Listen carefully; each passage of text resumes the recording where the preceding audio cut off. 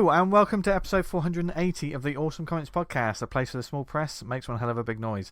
My name is Vince Hunt, and joining me as always is the creator of the comic series Vanguard, Dan Butcher. Hello. The man who has a very strong bladder, because before we start recording, me and Dan have already fallen foul of it, but Tony's still here, aren't you, Tony Esmond? I feel like I might need one now. You put it in my head. Don't think about running water. Don't think about how much you've drunk today. Yeah.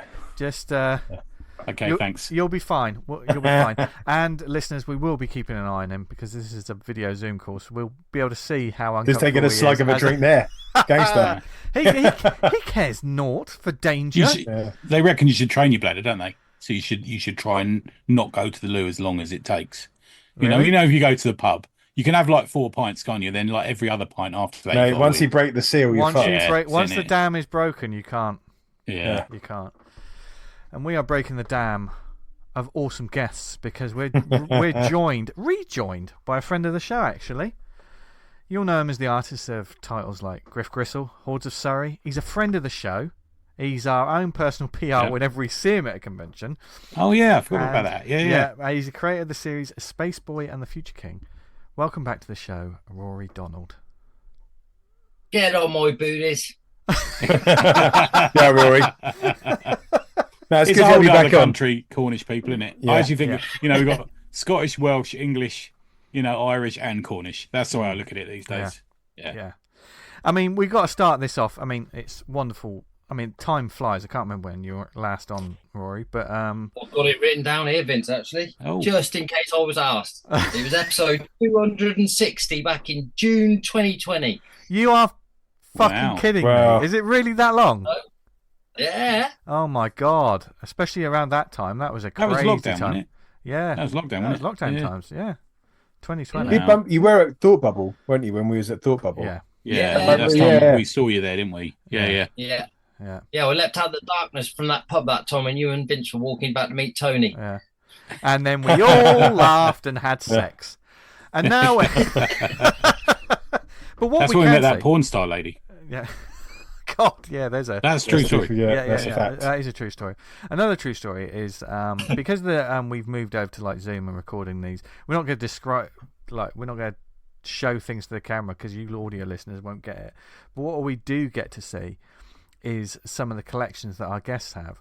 And Rory, you're like sort of your den of creativity. Yeah. What is this? You've created like your room itself. You've got your drawing board near you. Is that correct? Is that so in front of me now would be me Cintiq, me Wacom Cintiq for me digital drawing. Behind this computer, there's also a regular drawing table for when I do paper and inking. And these bookshelves you can see behind me, there's another two that side. Wow. So it's 5 together, going all along the back wall. And the wall in front of me is just full of awesome artwork and posters and pictures. Nice. Oh, awesome. That's great. The good thing about Cornwall as well is if anyone from outside of Cornwall moves into the area, you set fire to their cottages, don't you? So there's always space around your house. Well, I don't personally.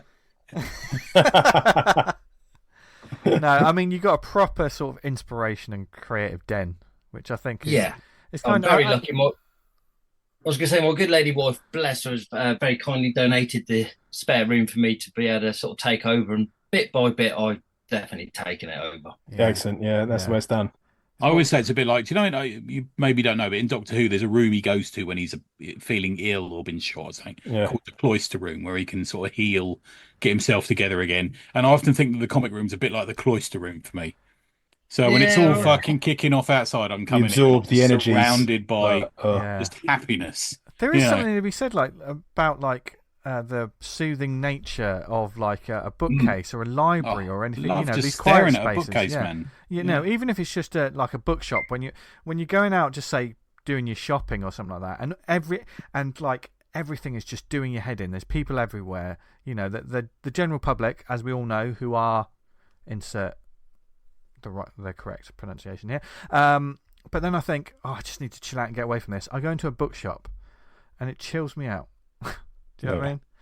You can look at the spines of books on a bookshelf, and there's so much there. Yeah. You know, just remembering all those books you've read and all the different subjects and areas yeah, and poetry, and you know, it's just a beautiful thing to look at. Yeah, no, I'm a big fan of it. I might mention this before, but I remember when I was a kid asking my mum and dad, like, what do you want? Like, what do you like as a perfect gift or something? And they were like, just peace and quiet, be left alone 5 minutes. When you're a kid, like, what are they talking about? That's mental. When you get older, it's just like, yeah, just 5 minutes, leave me alone, please. And when you go into your room with the books, that's what you can get. I had a weird experience today because I went into Gosh and then came back on the tube and the train. And at the train station, a couple asked me directions, which is nobody ever speaks to you, do you, when you're walking about London? No. And then I ended up talking to them about an art gallery they were looking for. And then on the tube, some dude went. He was from America, but he was Israeli, and he's going, "Where's a good place to go?" Like an old dude. Where's a good? And I ended up having a fucking big chat with him. And I was thinking, London's changed, man. If you talk to anyone on the tube previous to that, you were literally a serial killer, weren't you? Yeah. Yeah. It's literally like slapping across the face with a glove and like, let's fucking go. Yeah. Let's do it. Yeah. It's like people who eat apples on the tube. I disapprove of that as well. There's something wrong with you if you're eating an apple on the tube. What? Just apples or just any fruit? Any kind of food generally. I mean, if it's a burger, you can fucking die. You know what I mean? You can fucking jump in the sea. But if it's like anything, and who eats stuff on the tube? Hang on. I wouldn't eat on the tube. There was a real jump in reaction then from apples. People sitting there eating a burger next to you on the tube. That's a criminal offence as far as I'm concerned. That's like rioting. That's worse. Wow. It's a hate crime. Wow. This is why I rarely come up country. Yeah, exactly. And it's brilliant because I know what I'm doing next time I'm hanging out with Tony on the tube. Pissed Vince with his chicken. Just go, groaning and leaning over a Whopper. Keep bits of it keep falling out. Yeah. Oh, God, why do they put so many gherkins in? You want to be like that mate of mine who went running with the Chinese takeaway and the bottom of it's the old paper bags back then, when the bottom of it broke out and all the Chinese went everywhere and he went, I don't want to waste any. And he Right. Fucking that's rough. Right. Before we get on to the rest of the show, welcome to the show. We're just ranting about life. One thing I will say, I am all for the environment, right? There's stop pollution, etc. But paper bags were not created for the English climate. No, you know what I mean? Yeah. If you got paper bags and it's chucking it down with rain. Well, it chucked it down today. I'll tell you now. Yeah. Absolute nightmare. It's all over. It is all over, and especially if you've got comics in them. I'm saying with straws, man. Fuck paper straws. God, paper straws. Don't get me started. I'll do whatever recycling you want to do, but like, yeah. I mean, it's not like the 80s when I used to take a little tiny straw with me everywhere I went. You know. Yeah. If not, you just rolled up a 20. 20, mate. 50 quid. No, what are we talking about, guys? Oh wow, wow. You do. You roll deep. You roll deep. Who else rolls deep? Wow. Yeah. Who else? What? I tell you what, though. If you want to roll deep into a vast collection of comics to read. Yeah. Roll in them, can't you? You can roll in them. You just roll in them. Like the digital files, you're just rubbing them all over yourself. Why am I rubbing my tits? Anyway, but we are sponsored. Easy. You got Roy excited. But we are sponsored by the wonderful Global Comics, the place to go for digital comics. It's awesome. We use it every week, reading stuff all the time. There's a huge library of titles available to read from thousands of indie creators. Some have been on the show, probably lots who are going to be on the show in the future. To hundreds of publishers like Image, Boom, Tokyo Pop, TKO Studios, SourcePoint Press, Mad Cave Comics, Dynamite, Humanoids, to name but a few. Catalogues growing all the time. Chaps, what have we noticed on there this week? Oh, Prairie Gods. I was recommending this to you earlier. Mad Cave, another Mad Cave. I like the Mad Cave on there because it's Day. I need to read this. This sounds really good. This is by a guy called Shane Connery Volk. And it's partly, we're just talking about how we don't like flashbacks. I'll make an exception for this. But it's an old look. Just look at the fucking faces on these people. You see that? Look at that. Yeah. A little, yeah. Just look at that. For those who aren't looking at a screen, Tony. Wizened. Yeah. There's the cop turns up and he's got a big old fucking Western moustache. He pulls over the old dude in the muscle car, and turns out the old dude is an old. What do they call they don't have Formula One in the US, do they? Have that NASCAR. other fucking thing? NASCAR. It's like an old NASCAR driver. Stock car racing, that kind of stuff. Yeah, that sort of thing. And the dude's like talking about a track he wants to race on in the desert, and about how there's a sharp right and you got to know what you're doing, and he's like, and he races the devil at the end of this book, and you're like, this is fucking great. Nice. Dirty desert, scratchy lined old dudes fighting the devil in muscle cars. Brilliant. I fucking loved it. Sorry, I think it's a 5-issue series, but I think, as I understand it, each issue's got a different story in it. I think that's how it works. Yeah. Oh, so this is a one and done tale. I think so. Yeah, it seems to be, unless it somehow continues. But yeah, it seems to be very much a one and done, which I won't spoil because you need to read it. But bro, yeah, read that. Prairie Gods, get on it, Mad Cave. Nice. Really good. Nice. Dan, what have you got? I've noticed Clementine is on there. Tilly Walden. Oh yeah. The Walking Dead book. Yeah, the Walking Dead book. There's a couple of them actually.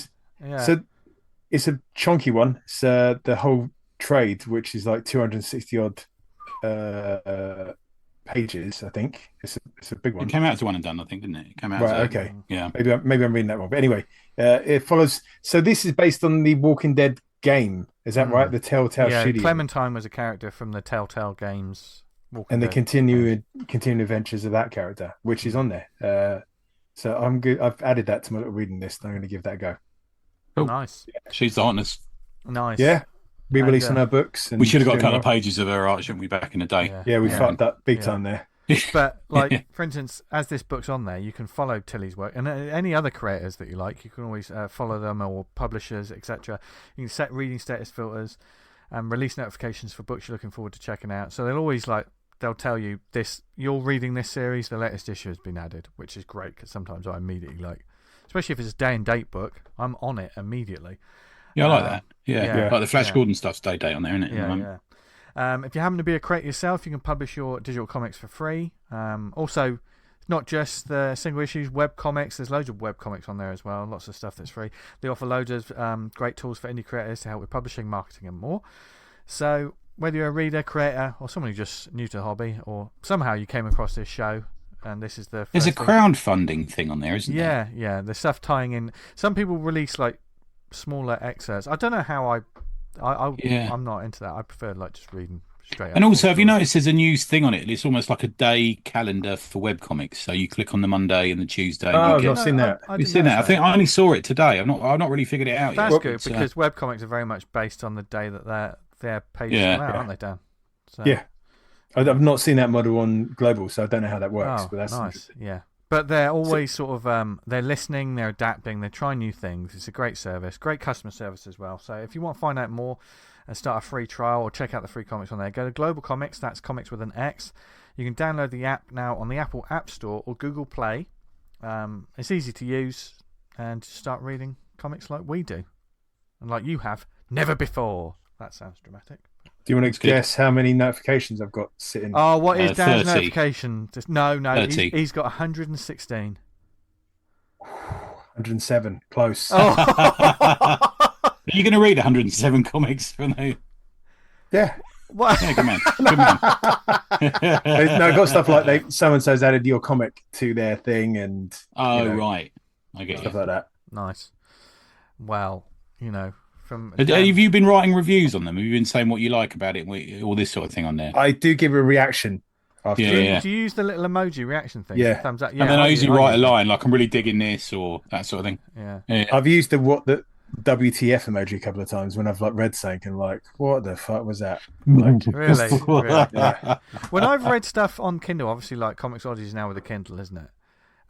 If I like it, I'll always I don't write a full review, because who's got time for all that? It's got to be 2 sentences or something. It's got a word count on it, isn't it? Is that right? I think so. But I always do the stars, 5 stars. 5 stars, like a Paul Ross review. But earlier this week, there was a book I read, and I just went 3. And it felt like, when I put the 3, it felt like, was that a bit harsh? No, not at all. So it's above average, a 3, isn't it? Yeah. I guess it depends how you mark nowadays. If it's not a 5, it's... Yeah. That's madness, man. That's fucking madness. Yeah. Yeah. I remember I used to rent an office off a company, and every month you get this, how are they doing? This fucking long questionnaire, and occasionally I'd fill it in. And I used to put 8 out of 10. I thought, 80% is brilliant. That's you're doing really well. Yeah. And the woman came, she says, can you change that? Because we're going to get in trouble because it's 80%. I said, what? I think like there's comics we love, there's classics, there's these things that, you know, like purely when it's your own enjoyment, you think they're the best thing since sliced bread. Absolutely no comic that we read is perfect. No, never has. None of them. No, because if you see Gibbons interviewed about Watchmen, he says there's a couple of mistakes he made in the last issue. So even he's saying that Watchmen, which you know widely considered to be that and Dark Knight Returns is the greatest ever comic in the world, even he's saying there's a couple of things I'd change. You know. Yeah. Don't know if you could ever find an artist that wouldn't want to change some bits of their work. Yeah, that's true. I'm sure you've had that, Rory.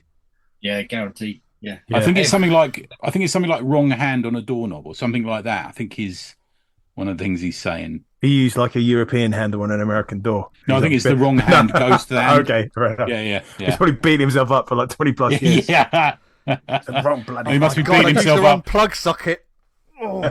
beating himself up when he crosses the moat to his house. Oh dear! But Mr. Gibbons was not alone in his endeavour when he worked on that book. Nicely done. And I know I'm on form today. Can I just say, did he do the global comic sign off? And have you done that? I've already done that. Oh, okay. Cut this bit out of the show then. Ruined the mood. No. Sorry. No, we're going to keep in that unprofessionalism. Okay, fair so that everyone can hear it. And absolutely no one will be surprised because this whole show is unprofessional.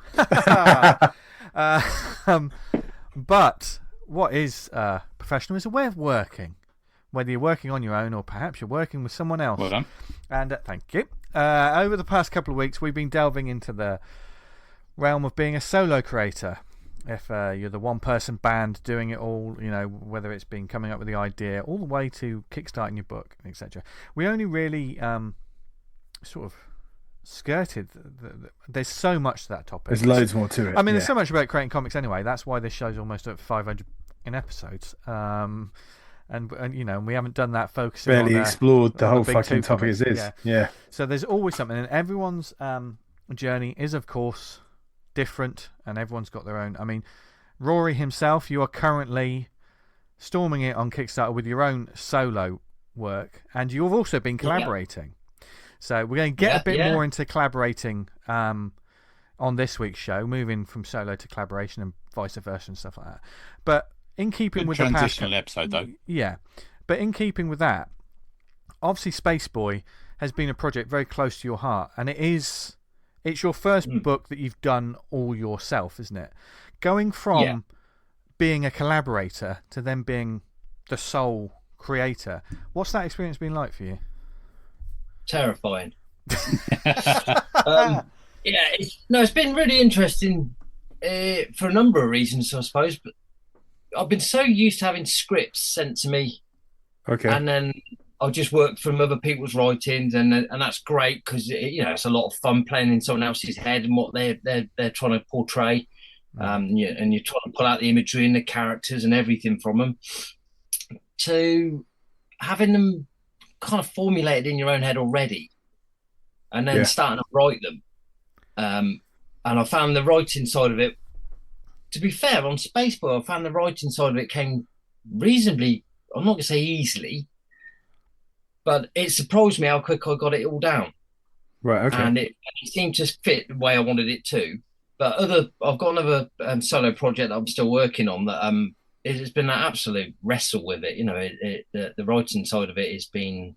Is it a different sort of genre and audience for this? Yeah, it's completely different. Yeah. So it's a completely different sort of take on what I'm trying to produce. Well, what I'm releasing at the moment. With this one, did he have the idea for years and like, I'm going to do this comic one day, or do you thought I'm going to make a solo comic and boom, you came up with it?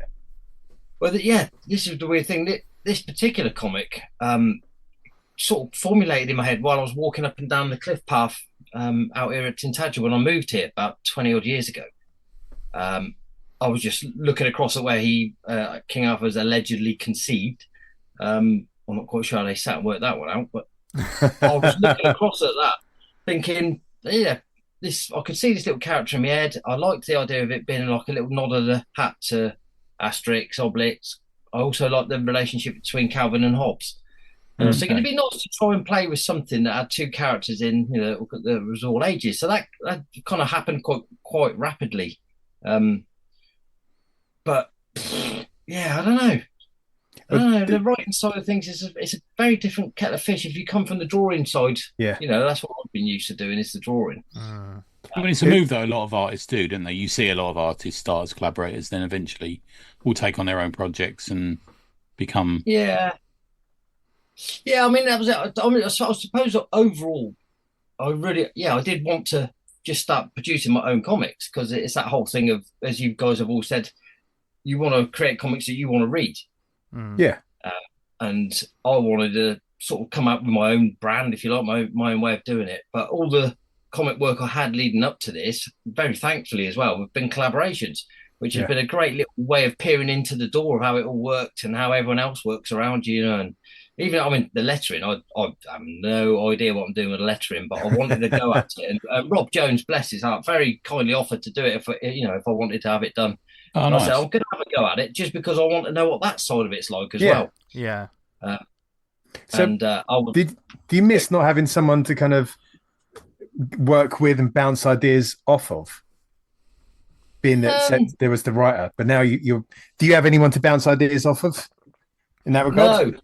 No, not really. I know we chatted on the Slack a bit about your cover, didn't we? That's the only one I'm aware of. That's probably been the times I've reached out to ask for a bit of advice or help or just Opinions. some opinion really to see if you're heading in the right direction or not. The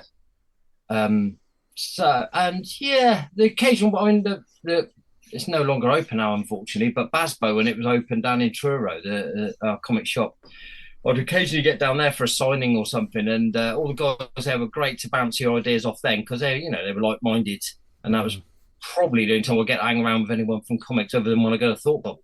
Right. So a lot of it has been pretty much something your own, just trying to work it out. Yeah. Because thank for the Slack as well, because that is a hell of a place to help out with when you're stuck on anything. That's good to know, man. Because as a creator, you kind of have to work up your voice and then trust that when you're doing it solo, that it's right and correct and it's the right thing to be doing and saying. Whereas when you got the partner, you can you get the benefit of having two. Yeah, no, very much so. Yeah, very much so. Because I mean, some of the people I've collaborated with, I mean, they vary as well in their approaches. There's some of them that will just leave it with you. Yeah, pretty much let you crack on with your interpretation of their script, and you send it back, and they'll be pinging your messages back saying, "Oh, great idea! Didn't think of that angle. Didn't think of looking at it from this perspective, and all the rest of it." And that's really nice to hear because you feel like you've just triggered something in the writer. And I'm thinking, well, that writer had an idea in their head what that was supposed to look like, and if I've surprised them, I've obviously brought something to the table that they weren't expecting. So for yourself, that still happens a little bit to a degree, actually, to be fair. You say, I'm sure you guys must find this when you're doing it. Your idea is pretty much down on paper in front of you. You walk away, have a cup of tea, whatever you're doing, and then when you get back to it, something suddenly twigs in and goes, actually, that'd be much better if I did this. Yeah. And so, something happens in the moment. I think that's important. I mean, that's important when you're collaborating with someone as well. Totally. Yeah. I think that the way certainly me and Cliff work is I've sent him a script and then he will do stuff and he'll say, what about this? And things go off in different directions because, and I think I know it differs depending on who you're working for and there's all kinds of factors that make it different. But for us in the way we work, the collaboration is part of the storytelling. Yeah. That makes sense. Yeah. It's tough because I've worked with people where I've worked from a script that is absolutely tells me everything that I have to do from the angle I've got to have to what's got to be in it, what's been shown. And it's like, you're kind of taken away from my strengths here. You should be sort of like trusting the artist a little bit more to kind of. Yeah. I've seen artists, and as a writer, I've seen artists say this on social media, don't tell me what the camera angle should be on something. And mostly I'm okay with that. I think that's, that's right. You guys know what you're doing. I think there are storytelling techniques which use camera angles. So when we did Atomic Hercules 2, I had the side view of the stairs and he was throwing the soldiers off the stairs and it worked as a running gag through the page. So to describe that I think works, but I might say, this might work as an overview because we're in a helicopter, or this might work that's fine, but if it's like every panel you're micromanaging the artist, that's what I was more looking at. It's like Yeah. careful with that because kind of you Well, really... let me ask you, Dan, because I just sent you a script. Did I? Because I'm now paranoid that I micromanage. But You didn't, not at all. No, I didn't. Okay, any direction you done, like when there's a shot when the chap's coming in from the rain, the husband, and it's like I understand what you're trying to do there. He's coming in from the outside, and there's a long panel that's showing the house. It's kind of empty. Okay. There's no one else in it, and it's like I've got what you were saying was the right instruction to give me. Part of the story, I guess. Yeah, as opposed to being. Yeah. Okay. Thank you. That. Yeah. But they're like, even in panel one, you surprised me with that because you gave a slightly wider view looking down on the woman in the couch. And I think that worked for me, worked better than what I had in my head of just this very boring look. But I think it's also it's the relationship you have with the collaborator. Like, very much so. Yeah, it'll be different every time. Each other, and you know, if you've worked with someone on a couple of scripts, Rory, it's probably the same. That like, there's a shorthand. They're like, oh, we know that they can handle this, so we're just gonna let them handle this. I think sometimes when people are doing their first sort of books, and certainly when they're finding collaborators on forums, on all of these boards and all of this, which is a lot of these artists who English is not their native language, but they're brilliant artists. But there's a lot of that. Sometimes it's helpful to be a bit more specific because it's almost like they're trying to get the reps. Yeah, I think if you're writing for, say, a Malaysian artist, and you're writing about a London scene, it's the descriptive essentials in that script are going to be massively different than if I'm writing for Dan who goes to London every week. Yeah, I think it's very much different, isn't it? Yeah. The best thing I love people dropping in images of. If I'm working with an artist, a writer, and they say I'd kind of look at this house to look a bit like this, and they've dropped in something from Google, that's absolutely fine with me because then I know what you're after. Yeah, but I guess that's subjective because some people might not like that. Yeah, but again, you're working up that kind of personal... Okay, here we are. Okay. Right, we're hitting the area for question 1, statement 1. Oh, well, hold on. Let's go. Before we state this, we just got to say for the record that over the past couple of shows, we have had some questions. This is a play-along topic as well. If you're listening to this, these sort of topics will make you think about your own work, and in a great way. I think it's good to sort of look at your. I mean, Rory's a bit scared because he thinks I'm going to be psychologically torn apart. Feeling sick. But the way this works, there are questions and there are several levels of it, isn't it? It's a very simple. There are 5 levels. There's strongly agree, neutral, disagree, and strongly disagree. Yeah, that's exactly right. So again, shout out to Mr. Bogosian for putting this in our minds. So we've all, those who've listened to the last couple of episodes. They'll know what I'm going to do. So I'm going to make a statement. And I want you to consider where you sit in that strongly disagree to strongly agree. Okay? You can write it down, but do not change it. You can either think about it or write it down, but do not change it, depending on what other people say. Because I will expect some of you at least to move slightly in your opinions. And there's nothing wrong with that. And also, I'd like to say that... harking back to Bogosian again, is I do not know is completely relevant to this discussion. Yeah, because you might start off by saying I don't know, but you might slowly change. Okay. It's instinctual, isn't it? You think, I think like this, and then you ponder it. Okay. So it's a very open statement, this one, and hopefully that will evoke some discussion. The relationship between the writer and the artist in comics is equal. Okay, so I'm going to say it again. The relationship between the writer and the artist in comics is equal. Okay. So you've had a think about it. Dan, you still thinking?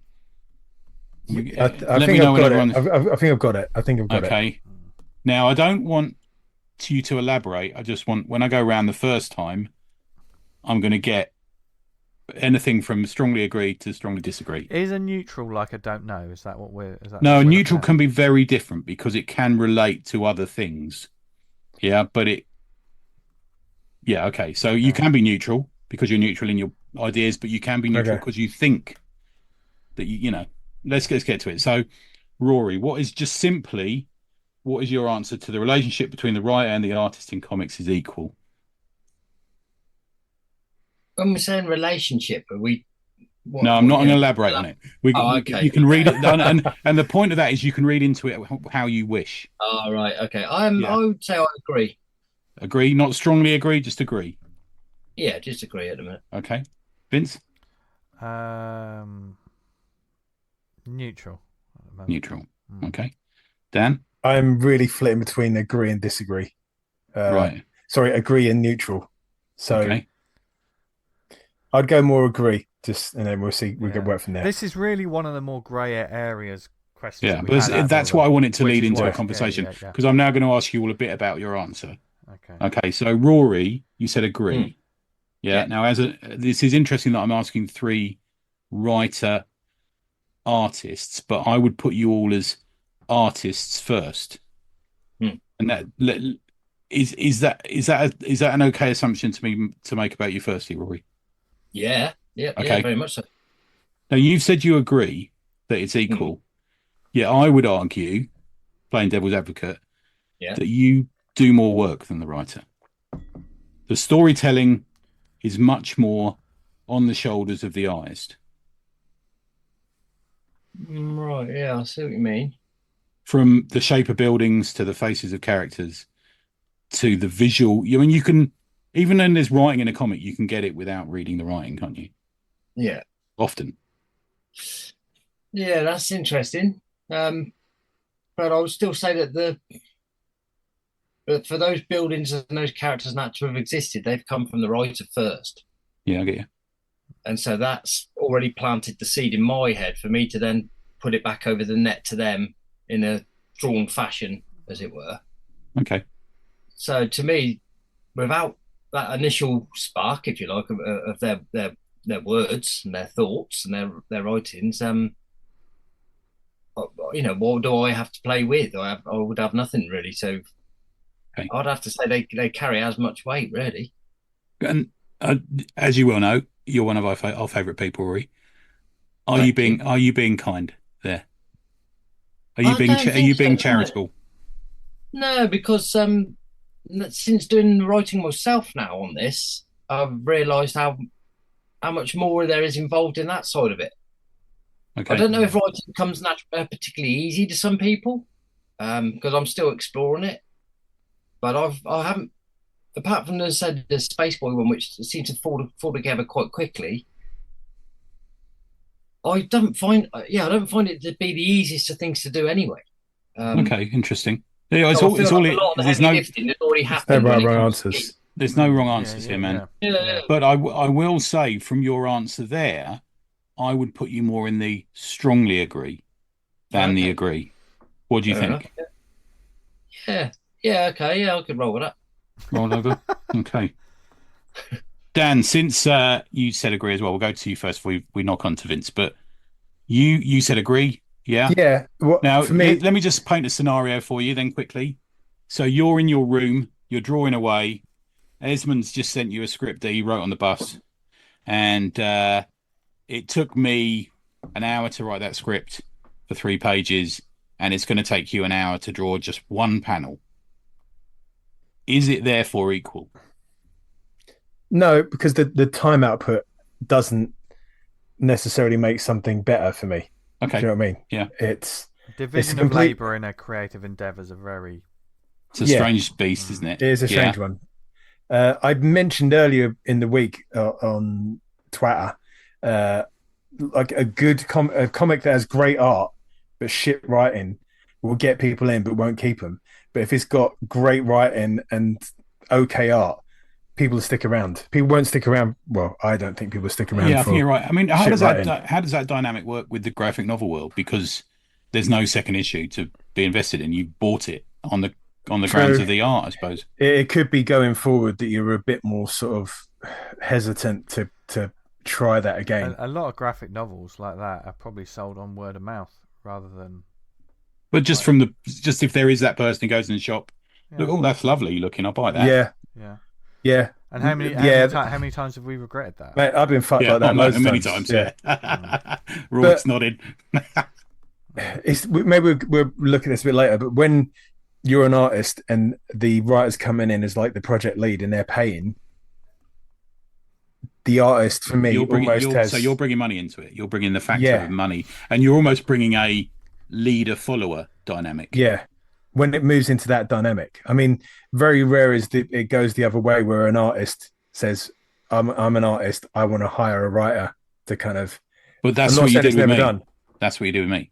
Yeah, I know you didn't pay me. I just paid me in love. Yeah. But it's very rare for that way to work like that. In my experience, it is rarer, isn't it? Definitely. Yeah. All right, Vince, come on then. Neutral. Interesting. So why neutral? I think in some ways it was almost teetering into the I don't know kind of. Yeah. I was trying to. It was a difficult one. Normally, I have the red light goes off. I know exactly what But same for me. I need to sort of this question needs to sit a little bit more with me. I need to think about it. And there's so many dynamics that I know the easy answer would be, well, who are we talking about? Are we talking about a Marvel writer and artist? Are we talking about Rory and someone doing a small press book? Yeah, it changes. Like, for instance, if you are work for hire, working for a publisher, to if you're two people working together on a book that's a small press book, a DIY book, an independent book, it completely changes. Like, everything about it is variables. I think in terms of, I understand what you're saying in terms of it doesn't take as long. Yeah. Tony, or for some people it doesn't take. It's harder to be an artist and do a comic. Yeah, well, I mean, and I say that as not an artist, but it takes time. It takes more time to craft the pages, and to create a good looking book. But it is very much, for me, the collaboration is so important. If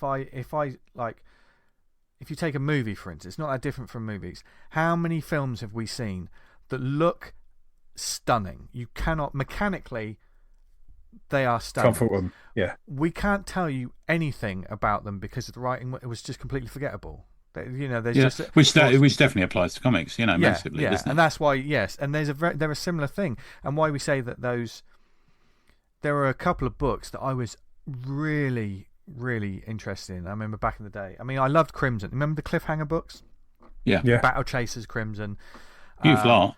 Beautiful art. I mean, I loved the Crimson. I got all of the Crimson series. I thought that was a really good series. But I remember the steampunk one, Chris Pacello. Glorious to look at. The writing was confusing. Didn't really. Do you know what I mean? But that's where the imbalance comes for me. That's why I almost, playing devil's advocate, see the artist's job as more important. Because I would buy, I would buy a Picallo book that was written by a 3-year-old. Do you know what I mean? But that's because you're following the artist who has. But also because it's amazing art. Yeah. If you think about what comics do as a medium, if you want Pacello art, get a pin-up book, buy one of his prints, get an art book. I mean, Lord knows they do enough of these art books now, don't they? Oh, look at the Marvel artwork of Chris Pacello and stuff like that. But if you came there to read a story, you're picking up a comic and not even fussed about the story, then what is the point of that? I know there's no point, but you do enjoy the art still. You have to admit you would still enjoy the art. Yeah. But a quick point is, like, you're also buying into their life experiences. They're kind of tone of voice, dialogue wise with a writer is something that artists can't get. You can't. Yeah, the Miller way of writing, the Zingers or the Ennis way of writing. The dialogue, the spark, the stuff that we love, the amount of times we've said fucking hell when Frank Castle says that, ring the bell, it's a Punisher mention. When Frank Castle says that, that's amazing. That's because Garth wrote it. Say someone like a veteran came up to you, wanted to do a kind of war comic. The writing, the research and everything in that, you can't buy those experiences. Like, it's such a unique worldview. I will agree with you massively on that, and it very much is a case by case basis. But when a certain writer took up the Punisher and didn't have a fucking Scooby Doo what he was doing, but it's the opposite. But it fucking showed. And also that's another thing where there was nothing really wrong with the art. No, the art was great. Yeah, it was Dave Wachter. It was great art. Yeah. Let's bring Rory back into it. As a consumer of comics, Rory, Yeah. do you follow artists more than writers, or vice versa? Artists, yeah. Artists, okay. Who would be your favourite artist to follow? It's Gabriel Ba or Bao, whatever he's pronounced. Yeah. I can pronounce it right. From the Umbrella Academy and BPRD and stuff. I know Umbrella's been it was a big book for you, wasn't it? Like, Yeah. Umbrella. Yeah. And a great episode of Never on Anything with us too. Yeah. I just I kind of got stuck on his and his brother Fabio, but mainly his work. Because he's a writer, they are writer artists to a certain extent, aren't they? You know, for some of this stuff. But yeah, I definitely would say more for the artist side, it'd be that. John Romita Jr. as well. I quite like John's stuff, and have done because I've grown up with that one. You know, I've seen it so many times. Because I'm obviously I'm fond of comparing you to Mignola. You know, I think I called you the small press Mignola. Yeah. Well, and he's another one. Yeah, he's another one. If I ever always stop and see any of his work anywhere, same with Gabriel's and same with that, it will stop me in my tracks to go, oh, I'll have a quick look at this, and I probably will pick it up. Yeah. It's such a visual medium, isn't it? Comics is, I mean, essentially that's what it is. You know, there's beautiful art. When we, just in case anyone says anything, we're not just besmirching any artist or anything like that. It's such a visual medium. But that again, that's almost an argument to disagree with my comment, with my statement. If you know, comics is such a visual medium. Yeah. It's almost a disagree. Do we think? Well, I would go back to the statement of the artist will get them into the book, but the writer will keep them around. Yeah. I can understand what you mean, like to the. I'm very much playing devil's advocate. For Joe Public, the art will get you to pick that book up. I think sight unseen. It is also tying back into like the collaboration. You know, that is it heightens the importance of the collaboration and how well creators gel. You know, because if it works really well, it's a strongly agree across the fucking board. You know that like this book doesn't exist without those two people because they're singing from that same hymn sheet. G. Willow Wilson and Christian Wildgoose. Do you know what I mean? Hunger in the Dusk. Yeah. That's two people that are playing from the same fucking musical sheet, and that's that feels like a collaboration. To take that as an example, that feels like a collaboration. There's a world that both of them have talked about before any sketches or anything. They've talked about, right, I've got an idea for this pantheon, this world, this culture, and what if we create this and it looks like this? I think when it's a dance, isn't it? If you get them working in the same sort of that does lead. It's not a statement. It's not another one did, but I did think it would be a subject that we would come to off the back of that statement thing. There was, is it important for you to know your writer or your artist? You know, it's almost. I know that Christian had never met her before he worked with her, but it's a different world now where we can Zoom with people. But has there got to be a relationship of some kind? You know, how far do you think there needs to be? I mean, in the old days, they never met, did they? You know, I think Joe Sinnott didn't meet Kirby for years, you know, and he was inking his work all the time. Yeah. Build up a working relationship. I mean, you don't even have to particularly like the person you're working with. But that's an interesting. That's another side of it. I mean, I don't think Claremont and Byrne particularly liked each other, did they? But they produced some of my favorite comics. Yeah. But then you have like these relationships where these people they've never met each other, yet you're working on a book and that book takes off. There's only a few people that will understand the experience that you're having, and that's the people who worked on the book. Which we're talking writer artist, but it could be an entire team, you know, colorist, letter, or whatever. If something takes off, no one else will understand what's going on apart from the people that are within the bubble of that. What is going on? How do you feel, Rory? Do you try and meet people you collaborate with, or? I wouldn't say I set out to, because all my first experiences of collaborating with anyone, it was via email, it was via messenger messages and all the rest of it to get the ball rolling. I only really started meeting them when I started coming to things like London Super Comic Con when that was up and running, And then I'd catch a few of the guys on the table, and then you get to meet them. Then you maybe hang out, have a beer or a bite to eat or something, and your relationship then goes up another notch. But yeah, I wouldn't say. I've got an interesting one from the '90s when I was working on a series I did called Bingo Bonanza, and it was with an artist called Dave Draper, and I didn't meet him for the first 2 issues, and then I was at Bristol having a table at the Bristol Comics Expo. Some bloke came over and picked it up, and I started saying, as you usually do. They picked it up and were looking at it. I said, "Oh, you like that? Lovely art, man. Really interesting art style." And he went, "I should know. I drew it." Yeah. And a lovely guy, but we'd never met. We just that was before all these sort of video conferencing and we social live in a media and all that society, sort of though, thing. because of like say conferencing, Zoom, Teams, whatever it is. You don't. I mean, you could quite easily say you don't need to. I think it's nice to meet up with your collaborators if you can. Yeah. But now people can work on comics from all over the world. Do you know what I mean? Like, I'm working with a writer in Australia, or I'm working with an artist in Singapore. There are people that, I mean, in those cases, I think if you ever get the chance, like, I'm going to this convention, it's lightning in a bottle. Just meet up with them if you can. What if you hate them, though? What if you really don't like them? Yeah. I think it all depends, because everyone loves us. Do you know what I mean? We're very likable. Well, everyone loves Rory. Let's not use it. But it's a weird one, isn't it? Some books you need a chemistry on, I think. I genuinely think. I can't imagine ever sending Flesh and Ink to anyone other than fucking Falpy. Yeah. Because he and I have this shorthand for humour. If I sent it to anyone else, they'd probably either get a restraining order or call the police. Yeah. If I was going to give you guys, you had a list of like things that you'd want out of a working relationship, working in a team. One attribute you'd look for, number one, when you're working with someone else or working with a team, this is what you want at the top of the list for everyone to kind of abide, or what you'd look for. Would you have an answer? I kind of put my one. Unequivocal devotion.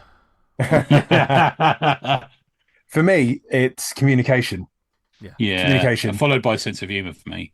Okay. For me, you've got to be, if you're working with a team, you've got to be communicating all the time. Yeah. Like, the worst thing you can do is go fucking radio silent if you're working in a team. Yeah. Because everyone starts flapping like, what's he doing? Why have they gone radio silent? Are they not doing the work? What's going on? Especially in these days of social media, you see all these comics professionals just ranting about people they're working with. Yeah. It's tough. Remember that Evan Dorkin thing when he was on Beasts of Burden? Oh, he was like, who was the artist? I can't remember the lady's name now, but she won an Eisner this year, didn't she? But she's like scary godmother. What's her name? Yeah. He was like, where is she? She's not calling. He was like ranting about it on Twitter. Yeah. It's frustrating if you're working with a team and I've done it where they've been busy, or they say I've not had a chance to do this, or you can't get hold of them, and then you see them, they're posting on Instagram or Twitter. It's like, well, have you got time to do that? Have you not got time to send me back a WhatsApp and saying, oh yeah, so I got a bit delayed or something? It's a frustrating experience. Yeah, you're right, man. Communication is a good one. Yeah. Did you want to go to because I know we've got a load of comments. Did you want to go to some of them, Dan? Yeah. You sure? Yeah. We've got a fair bit of feedback. So I'll start. Andrew Clemson, depending if you're managing that team or as a creative project, or you're part of a work for hire team, from a project management perspective, you need to know absolutely essential for the story. And other than that, just get out of people's way and let them do the job to the best of their ability. No point of writing nitpicking or micromanaging an artist. They'll know that discipline way better than you will. As part of a licensed or work from home gig, you've got your own work for hire gig. You've got your own job whilst keeping in mind how to help the person next in the chain do theirs. Hit your deadlines, absorb edits and critiques, and keep everything moving. As a writer, try to include everything that the artist needs to interpret your script without having to ask for references and explanations, and try to be realistic about what you can fit on the page and or panel. As an artist, keep in mind that letters have to go over your masterpiece, etc.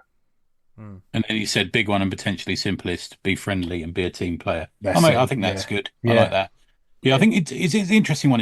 Are there leaders and followers in comics? It used to be the role of the editor, didn't it, back in the day? But that seems to have backed away. I think when it comes to a lot of small press, independent DIY, Leader is almost makes it sound more power mad. It definitely needs to be. Well, the driver position as responsibility, maybe this is a manager. Sound like dry as fuck, and I hope you know what I mean by this. But a project manager, there's got to be someone that's got to be like, this has got to be done by this date. This has got to be done by this date. If there's nothing, if all of that's sort of in the ether, nothing's going to get done. People aren't. Someone needs to get a grip of it. Essentially, it can be the writer, it can be the artist. Most time in small press, I'm sure he'll back me up on this, Rory. It's the writer that's coming up with the money for these projects. Yeah. And they have to be the person driving it because they're investing in it. They put the money up. That's been a huge eye opener doing this first Kickstarter. I've seen, like, as we all have, many people on there saying it can be a very stressful month of real hard slog and push, and there's so much to organise and get on top of. And I was curious about that myself, until I've started doing it now, and I thought then that tends to land on the writer's lap. Yeah. They've got the time, man. That's fine. Yeah, it's usually the artist that's doing grafting on the pages. I have had a few writers throw that back at me. So I've done my bit. I've got time to do it now. You've got months of drawing ahead of you. So I kind of get it. But yeah, they can be always like pushing the social media stuff, and there's always shit to be done. I mean, working with the TBH comic guys, it's great for kind of firing back off stuff. And Kieran, I'll read Kieran's bit now. Let me scan down to it. Okay. It was I liked his bit. Yeah, I think the project work, there's many variables. As per my perspective, if it's anthology based, I ensure I get my part done so I'm not the one who caused the project to fail. If it's part of a creative team, I think communication is extra important to make sure you're sticking to the overall vision. Again, I just want to make sure you're not holding things up, which, I get that. Totally. I think Simon Russell said, not me holding things up is a great credo.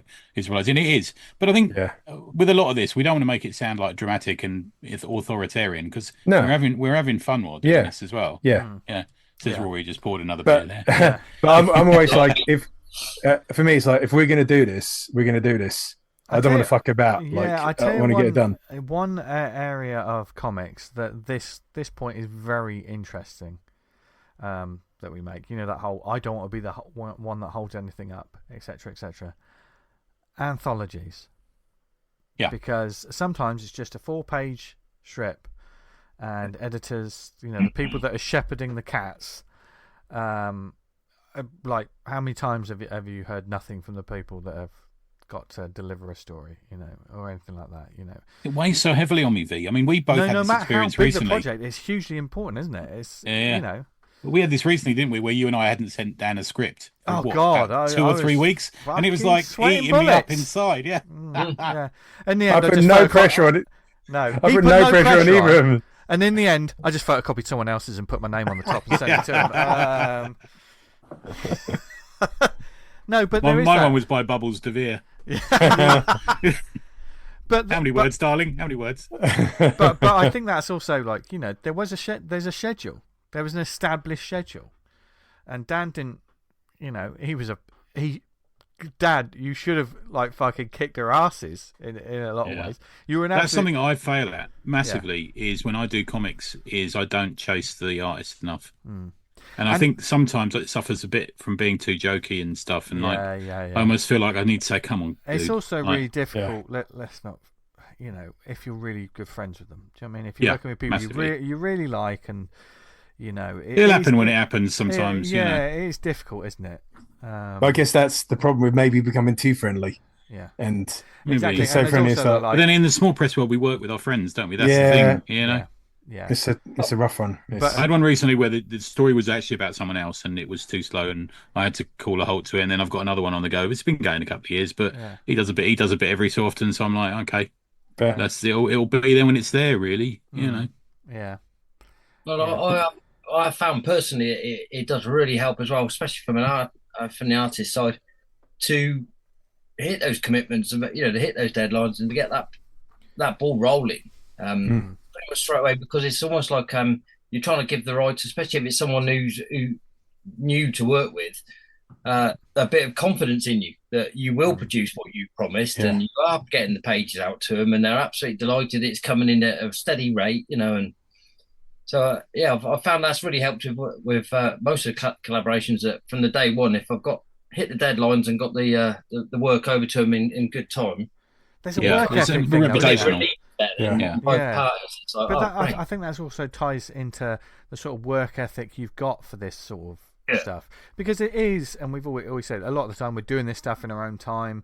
You know, we're hobbyists who take it very seriously, etc. We treat it like a professional but and that takes a certain mindset, isn't it, to treat something that is your own time / hobby and treat that like a professional thing, because it's work, isn't it? You're giving yourself more, And we all know even especially in the sort of full-time creator world, we know who's slow and who's late, artist wise.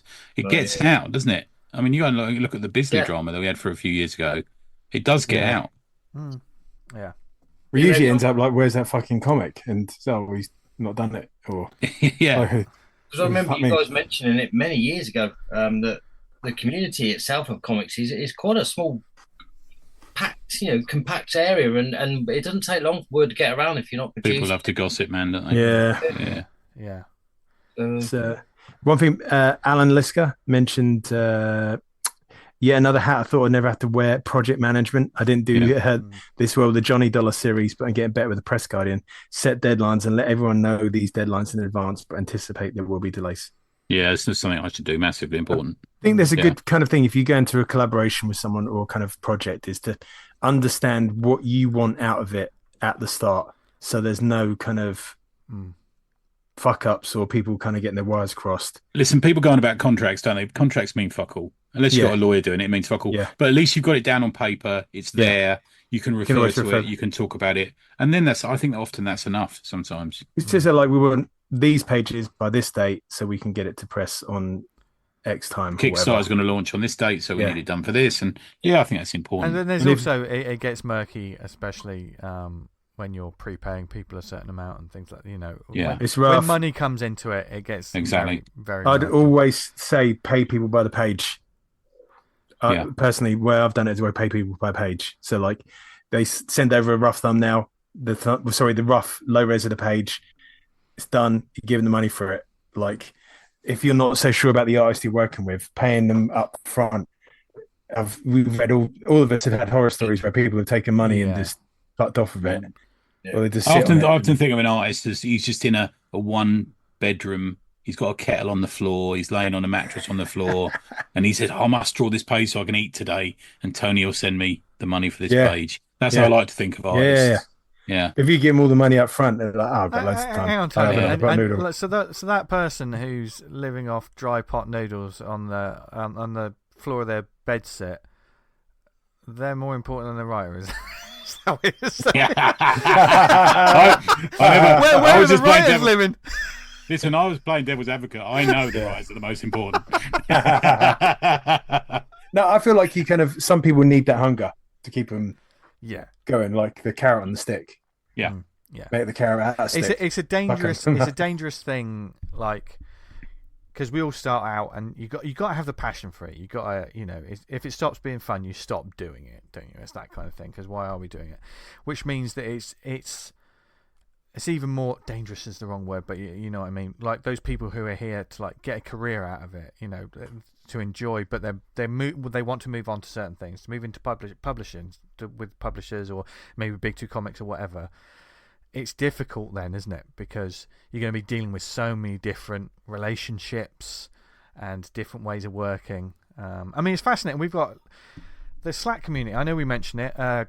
Get in touch, anyone who wants to join this community. There's creators of all kinds, people who have worked with publishers, to people who are making their own zines, and everyone has their own experience and own way of doing it, which is why it's an absolute fountain of knowledge and advice. Because I don't think in this day and age is there any real completely right way of doing it. There's lots of wrong ways.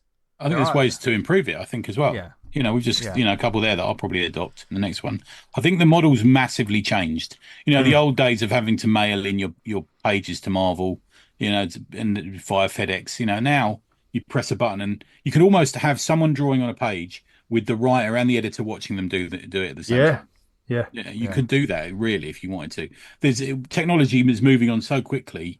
and the way the world is working around the distribution model, etc., is moving around so quickly. It's almost like collaboration styles have got to change. Yeah. So back to you, Rory. Just as we're in this we're beginning the wind down of this. There's so much that we can never. You can take a breath. Yeah. So obviously you've collaborated a lot. You're now, creating on your own a lot. Are you looking forward to going back into collaboration, or which one?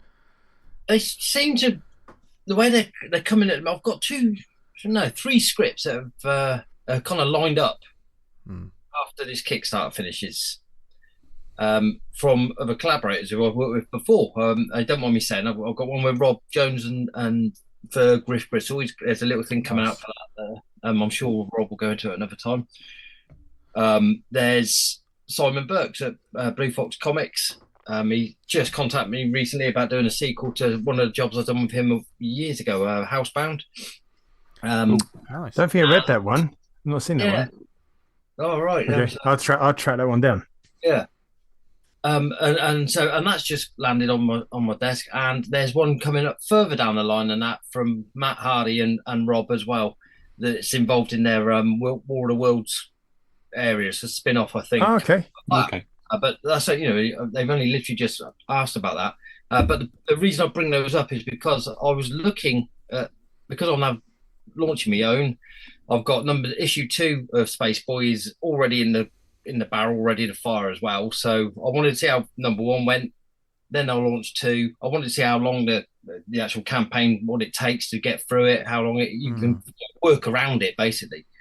So yeah, point being now is, I think I'm probably going to just dance between the two.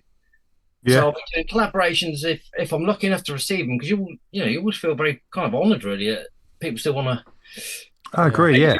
Those pictures for them, you think this is great. It's very flattering, isn't it? I find. Very. Yeah. It's a bit like Matt Damon and Ben Affleck say you got to do a money maker, then you can do an art house.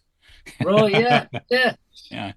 And so it feels like it's going to be a bit like that for the next. I'd say probably about for the next 6 to 7 months for me. Now I'm going to have numerous back and forth with other stuff and my stuff. Try and get some sleep, Rory. Fuck me. Yeah. Jesus. Because you got a day job too, haven't you?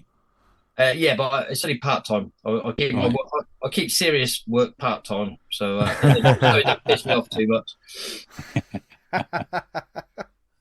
I mean, the books look amazing, Rory, and Thank you.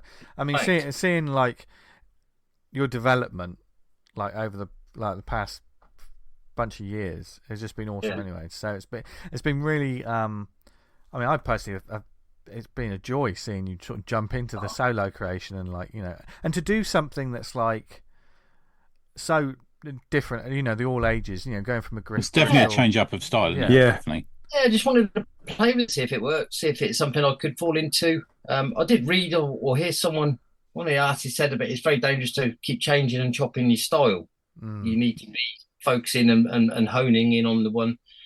And for a part of me, I think that's probably true.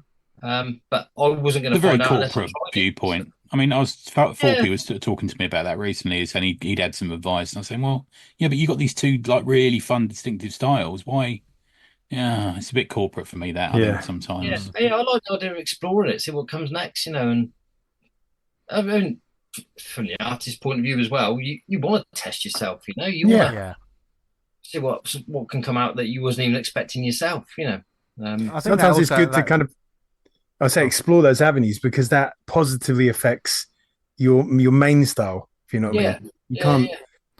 It's kind of like if you're kind of doing long distance runners, they won't just keep doing long distance. They practice sprints, they practice country, all these different stuff to get their main game up. Yeah. And it's nice. You got to write short stories and novels, haven't you? As a good writer, that sort of thing as well. Yeah, I think that's also important for. Sorry. Yeah. No, I think it's also important for like artists who are starting to write, who want to write for themselves or have write for themselves. Don't run at 100 miles an hour straight away. You don't, just learn from the things that you're reading. The scripts that you're getting that you like, that's easy for you to understand, and then, go from there. Yeah. I remember Dan saying some time ago as well that really resonated with me was he was on about when you're feeding the machine. as it were. And he said, if you're just sitting there doom scrolling all this shite we see on the thing, which he said, what are you feeding your head with? What's coming back out of that? Massive thing, man. That's all stuck in my mind since that moment. It was like, actually, yeah. Read more books. Get yourself off Twitter, man. There's no use at all. This is it. I barely dive into certain subjects I've just cut out now, like on social media, just turn a blind straight on. Like, I'm not getting involved in this because it's just fucking nonsense and it gives you nothing. It's just a detriment. Yeah, I've got to say, dude, you're right, and you've taken to it like a duck to water, because on Spaceboy, the voice is very much yours and of that part of the world. Do you know what I mean? It's a great selling point as well. Yeah. I tell you one thing I've noticed as well. You are an artist, like you're writing like a writer. There are some artists who write for themselves and they just want to write all the things that they want to draw. They want to draw. So sometimes the story isn't there. Yeah, and the dialogue, but yours it's an actual story. Do you know what I mean? You're not just you have those moments, but there's meat in between. All fully formed. Yeah. That's good to hear. Thanks. Yeah, because this is sort of feedback you don't tend to get. That's the thing, isn't it? When you're doing it on your own as opposed to kind of. That is nice to know. Yeah. Page a day, mate. That's what it says in your t-shirt. Yeah. Page a day. Yeah, page a day. And they can find out more about that book, can't they? And back it themselves. Yeah. On Kickstarter right now. It's still running. There's about 24 days left to go, I believe. Ah, brilliant. He stormed it, man. Yeah, smashed it. Yeah. You all need. And you've already done issue 2 as well, so that's good. Yeah, issue 2's ready to go, and issue 3's about 75% finished. Wow, nice, man, dude. Wow. Got to colour it and letter it. What are you thinking about scheduling was? Like for 2? This was it. When I'd wrote it, I'd actually written it as I wanted it like a bigger book, like the Asterix size books. Yeah. I wanted it to be a bit more sort of like that, and then I thought that's a bit of a big beast to try and bite off in one go. And so I thought if I can break it down, and it just so happened that nearly I think it was 22 or 24 pages in, it stopped at a cliffhanger, and then it went to another bit, and I thought, well, that seems like 3 natural little comics there, then I might as well just bring them out individually. And that's osmosis from reading no comic books all those years, isn't it? That's just. It feels like a comic you could go to the newsagent and it would be Marvel UK in the newsprint, and there'd be like a free jelly sweet on the cover of the issue run. That kind of thing. Do you know what I mean? Yeah. It's great stuff. Those jelly sweets that were shaped like little characters, weren't they? And they were different. Yeah. Mind you, readership's got a bit old recently. Maybe put a Viagra on the front. Yeah. Change with times. Yeah. Or just a Johnny. Hard times. Hard times. Or not if you haven't got the Viagra. Yeah. Oh dear. Sounds like the Hugh Hefner of Viagra. Yeah. We went all ages porn in 3 seconds there. Yeah. I tell you what, nothing sells comics from a W.H. Smith's like family planning. Anyway,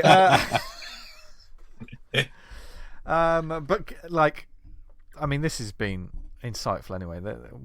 I feel like I'm learning so much about the way I feel about comics at the moment every week. Right, yeah. Rory, are you okay? I know you were worried about that question, but you doing all right? I feel a bit better now. It's kind of moved along a bit now, yeah. I better stop doing that. Nobody will come on the show. Yeah. I'll be the last one of those guys for a while. I've still got half a bottle of beer left, so okay. You're slacking. Nice. And we still got plenty more comics to talk about, and keep the conversation going online or wherever, or if in your local cafe, or with people that that have listened to the show. Because I know with these sort of topics, there is no right, there is no wrong answer. Everyone has their own experience in doing it. As long as you're making comics and enjoying them, I think sometimes as well with all of this stuff, and it's certainly a lot of the stuff that we talk about, we bring stuff. We hit the carpet and the dust flies up in the air, and there's all these other things that you have to think about, and it can seem pretty heavy going. Just enjoy the stuff you're making. Enjoy the collaboration, enjoy making the comics, because that's what it's all about. We're here to have fun and make good comics. And if you're enjoying yourself, you can't go too far wrong in making comics. I don't want to put that in any other thing in life. Oh, I can tell you. If you're taking a load of drugs and driving down the road, that may feel great. That's a great Sunday. Excitement you feel though when a new script is sent over to you, or you're asked to do a new script, and you get that first ball rolling, you start sketching some of the characters or whatever, you're just trying to get a feel for it. that initial feeling. That buzz, isn't it? Before you open it up and it's an unknown and you're thinking, what am I going to get? It's Christmas and the Day, rest of your days you'll be thinking about it. It'll be going round and round your head. Yeah. Even the smallest thing sets me off. So, like, I don't think the other day, could you write a column for this magazine? And I'm like, oh. Yeah. You know, just someone pushing that on you, thinking, oh, right, and I've got like 4 pages of notes already of stuff I want to include in it. That's great. Yeah, definitely. Yeah, I think sometimes we need to sort of cherish those moments when we get a real kick out of it, because Lord knows and we are old men who rant about things on this show a lot of the time. It's so easy to be pessimistic about things and like, oh God, no one's going to pay attention to this. Man, you just do it for yourself and enjoy it. Yeah, you can't go wrong. It's not a wasted hour if you've enjoyed making it, unless of course you've totally neglected your friends and family. But that's a different question. Depends on your family, really. Yeah, it's true. Yeah. You've seen that meme when it's the art class. It's like everything you do is created art, except for Roger here, who's created the opposite of art, and it's like a picture of like Mario and Sonic making love or something.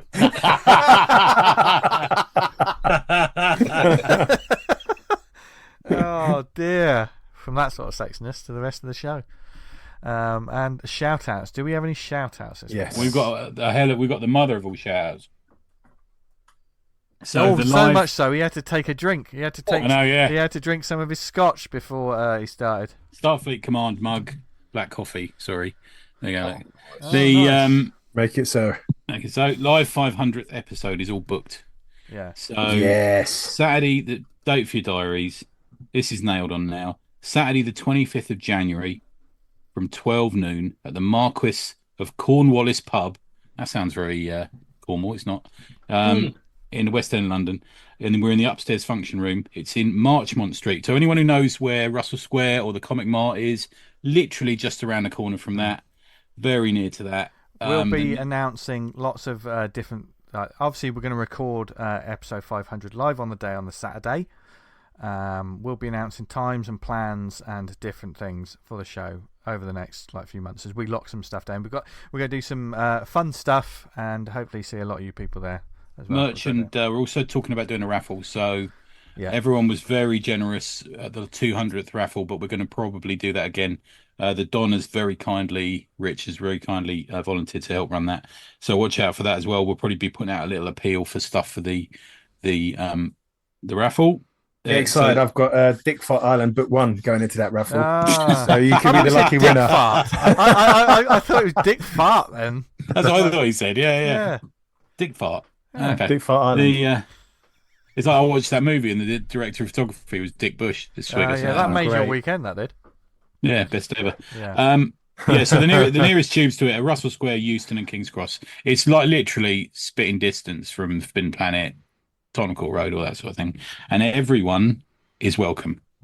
Yes. So that's the date. It's 25th of January, 12 noon onwards. We'll probably be in the pub till about the upstairs of the pub till about 5 or 6ish, and then I suspect they'll be drinking and eating and larking about. That will continue onwards on from that. So, date for your diary. Put it. Everyone is welcome. There you go. Yes. That's my only shout out this week. Well, even if we're eating burgers on the tube. You're not sitting next to me. I'm going to stand up. Basically, everyone's going to order a burger, and then we're going to go on the tube. Well, should we go on the tube now? Oh. Yeah. Surround Tony just eating. Yeah. I've only brought an apple. You animal. Right. We've got Kickstarter, Faster Than Light, a sci-fi anthology about family in a fast-paced, futuristic world. How do families of origin and found families stay connected? This is put together by Sarah Cook. There's a whole bunch of stories in this. One by me and Alan and Ben Lisker, where they got the green Archer. I keep saying that wrong. A story called Refuge, and that was great fun to work on. So go check that out. That's Buster's Target, but it does look great. We've got Sycamore by Kay Briggs. Short, mostly autobiographical comics by Kay Briggs. This could do a bit of loving. It's had her back in the day. We had her on the show, didn't we? Just before she went. Yes. I think she just moved to America at that point, didn't she? Do you remember? Great guest. Really interesting art style. That's some third rate press. Do go check that out. That looks absolutely lovely book. We've not got that book. We've got the aforementioned Spaceboy and the Future King, issue 1 by our guest Rory. That's going great guns. Go do check that one out. And do you normally do a Kickstarter shout out while the person's on the show? Does it a lot. Well, this very is giving. hallowed guest, isn't it? You know what I mean? Yeah. And if you're looking somewhere to publish your indie comics, you couldn't go wrong with going to comics with an X.1. Go check that out, and you can put your indie comic book on there. So can I selfishly do one, because we never self-promote, do we? Is Bridlington Spa next Sunday. If you're listening to this the week that this is released, I will be there with Falpy. Cannon's going to be there. Third Bear Press is going to be there. Gemma's going to be there. Webster Sharp. There's going to be loads of people there in the. I think it's the upstairs gallery we normally have for the small press area. Come along. If I'm not in the green room or hanging out with Madeline Smith, I'll be at the table. You got anything, Rory? You want to shout out? Okay. No. It's on for me. He's done it for you. He's done it. Yeah. We got September rolling on. It's arguably the hardest challenge I've done all year, and everyone who's involved in that is doing great work. Yeah. Good work. It's frustrating seeing all the posts coming up for next month's Inktober, and it's like, I ain't fucking doing this, but it's been really tempting looking at them. I like a cream of chicken. Well, cream of tomato is the best one, isn't it? Yeah, I like, and I know we had a comment on the Slack about it, but don't get your soup out of a fucking box. No. That's what tins are made for. Yeah. Think about The Walking Dead. They'd all be dead if there weren't any tins, wouldn't they? Yeah. Yeah. Right. And also, like the people, like if you're in an office, there's always someone who like opens up the soup box and they don't eat it. Just eat it all. Eat it all. I don't want that half of it slop. And then leave it in there for 6 months, and then it's like opening the Ark of the Covenant. It's like, so where's that fucking smell coming from? And then you look. Oh. Try and get as much soup on the top of the microwave as well inside when you can. Yeah, I had to take the plate off, turn it up to full, and leave it in there for 10 minutes. This is like fucking Mount Etna, fucking shooting shit. It's like Iceland. Yeah. Oh dear. Speaking of geezers, let's see what I did there. Let's recommend some comics to you, lovely people. And as always, the guest goes first. Rory, what would you like to recommend to our listeners? I am going to recommend A Fall from Grace by Norm Konyu, if I've pronounced that right, Norm. I believe so. I think the Kickstarter finished, hence why I'm holding it. And it's a wonderful little book. I'm trying to pronounce the first name of this Aztec god. Oh, how do you pronounce that? Axolotl? I think that's near enough. Yeah. Something like that. We're awful with that fucking stuff. Is that a soft cover? Is it a soft cover or a hard cover, that one? It's a soft cover. Right, okay. And it just said, Axolotl wants nothing more than to doze upon his throne, soaking up the praise of his worshippers below. But little does he know that the Spanish are coming and everything's about to change. Like it or not, he's going to have to find his way in the modern world with all the other fallen gods, dreaming of the day he will be rightfully restored to power. And if you know Norm's style of drawing it, it's just unique. I don't think there's anyone else out there who's producing work that looks like his. He did that wonderful book, Junction, was it? It's great that. We reviewed that, yeah. And we met him at Thought Bubble, didn't we, guys? You remember he came over? Yeah. Yeah. This is a beautiful looking book. I was just looking at the Kickstarter page now. This is glorious. This is it. And his use of colours. But there's not a word in the book. That's the other bit that fascinated me. There's not one word in the whole book. Great for international sales. Yeah. Yeah. But it's just a real fun read, a real beautiful thing to look at. Every single page is a piece of work you'd happily have on your wall. And it's just a nice, unique looking new style of book, really. I've not seen a comic like it, so good stuff. He's a great artist, it has to be said. Yeah, I really like the stuff. Good stuff. I wonder if you can get. I'd love to get a copy of this. I have to look at go on his website. It'd be for sale, I reckon. Yeah, mooseboy.co.uk. That's what I'm. That's one of the things I find with Kickstarter. Say you find a Kickstarter that's already been completed. It's like, I really want this book. Yeah. It comes a bit of like, you've got to be the world's greatest detective to find where you can get a book from. I've just taken a message in them now saying, are you going to be at Thought Bubble and will this book be on your table? Yeah. And so if I get lucky, I tend to pick them all up in one go then. Yeah, good shout. He's got it on pre-order from his website. There you go. £17. Looks beautiful, as well as a load of other. The space between the trees. That looks beautiful. Yeah, that was good as well. I got that as well. Yeah, Great. Yeah. There's more money I need to spend now. I would say to any US kind of like indie small press, think about distributing to the UK, Europe through like Third Rare Press or something. Yeah. Because great service and yeah.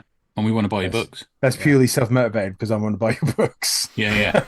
I'm lucky because Gosh do a lot of deals with American people, but like Third Bear's a lifesaver for something. Well, it's been for me. Yeah. Speaking of you, Tony, what would you like to recommend? I'm going to do a very quick shout and then another one. So quick shouts: No Brainer 6 by Edison Neo. Yes, I've yet to read this, but I've got it lined up. Yeah. Got. I'm not going to spoil much, but it came with a series of prints.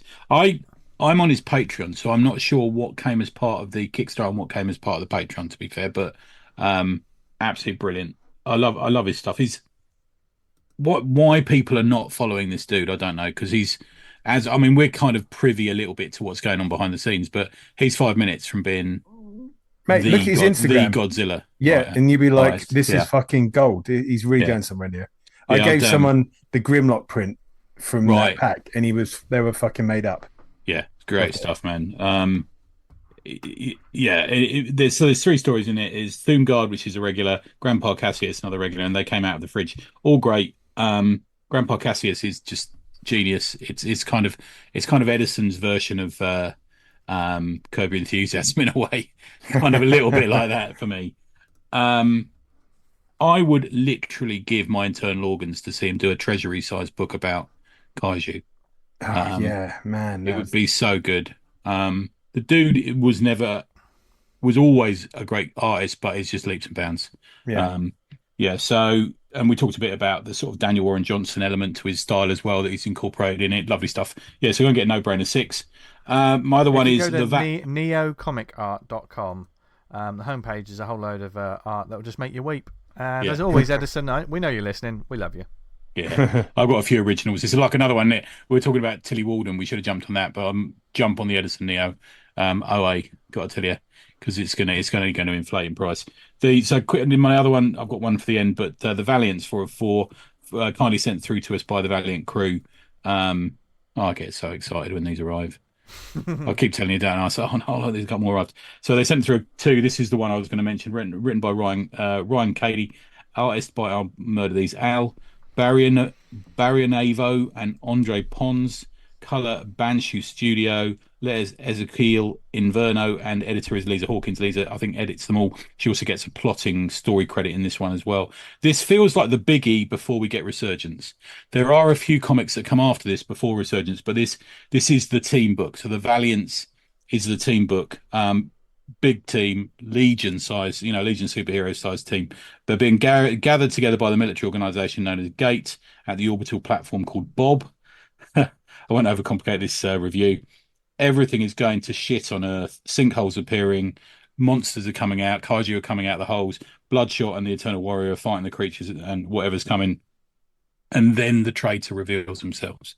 And just after that, a certain Visigoth turns up in his armor, and you're like, "Fuck yes, yes!" Like, they have brought him back for me. Like, it used to be. Do you remember where somebody wrote him Exo Man of War, where he was like worried about what kind of cotton he was wearing and stuff like that? And you're like, "Fuck me, this dude is a Visigoth. This is Conan in Iron armor from an alien planet, and he is back." And I fucking love that scene. Just old school pulp adventure storytelling. It's just brilliant. I just love the Valiant stuff at the moment. I have every single book on my pull list, as well as getting previews through from them. But I'm buying it all. But go on that. So the Valiants, you'll soon be able to get a trade of it. But I'm sure you can find issues 1 to 4. But great stuff. Really love it. They're my first 2. Nice. Dan, what have you got? I've got Church of Hell, Volume 1 and 2. I backed Volume 2 on, not by random. Sometimes you see a book come across your timeline and you're like, "Oh, that looks really good." So I backed Volume 2 of the Kickstarter. I read that, really enjoyed it. So I got Volume 1 sent through to me today. It's got some chops on the old artists. On Book 1, we've got written by Alan Grant, got art by Simon Bisley, Ryan Brown, Glenn Fabry, Clint Langley. And I was like, bloody hell, some big names. On the Book 2, we've got Kevin Mullen and Clint Langley again jumping in. Written by Baden James Maloney. I've shown you Book 2, haven't I, T?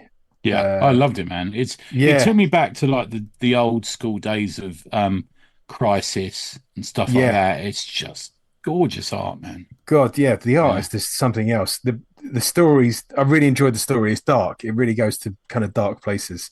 Volume 2, because I started on 2, I thought 1 was going to be a continuation of it, but 1's sort of like a standalone book where it sets up this kind of Church of Hell, which is obviously the Church of Satan, and it entices in people who have committed evil and wrongdoing, and the book philosophizes and moralizes on making evil acts is not something you fall into, it's a choice you make, and in these books you get punished for it accordingly.